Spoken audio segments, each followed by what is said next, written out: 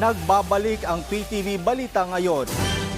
Nakatutok ngayon si Pangulong Ferdinand R. Marcos Jr. sa pagtatayo ng mga dam at flood control projects sa bansa upang makaagapay sa epekto ng climate change at matiyak ang supply ng tubig para sa mga tahanan at sakahan.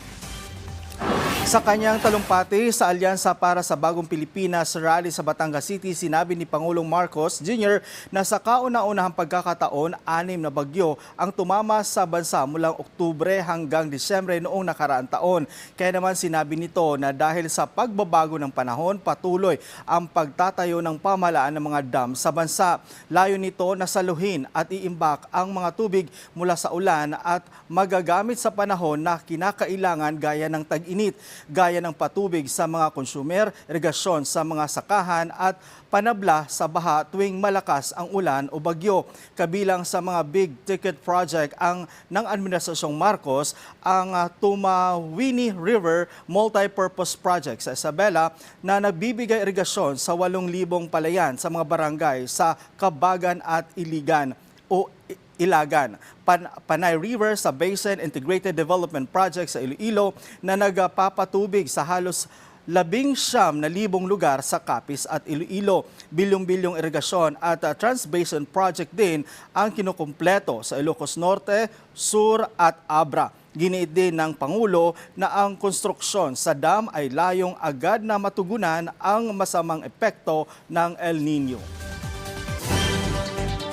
At sa ibang balita, muling nilinaw ng Department of Social Welfare Development o DSWD ang halaga ng cash grants na ibinibigay ng ahensya mula sa Assistance to Individual in Crisis Situation o AICS at Ayuda para sa Kapos ang Kita Program o AKAP. Sa isang pahayag ni Edwin Morata, Assistant Director ng DSWD's Project Protective Service Bureau at Officer in Charge ng Crisis Intervention Unit, nilinaw nito na 1,000 piso hanggang 10,000 piso ang halaga ng financial assistance ng AICS at AKAP depende sa assessment ng mga social workers ng DSWD.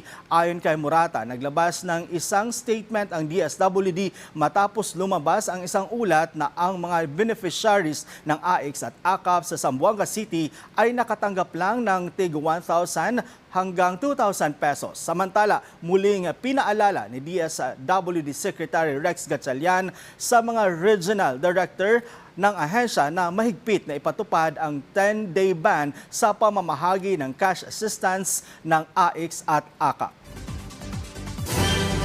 At yan ang mga balita sa oras na ito. Para sa iba pang updates, i-follow at ilike kami sa aming Facebook at X at sa PTVPH. Ako, si Noel Talakay para sa Pambansang TV sa Bagong Pilipinas.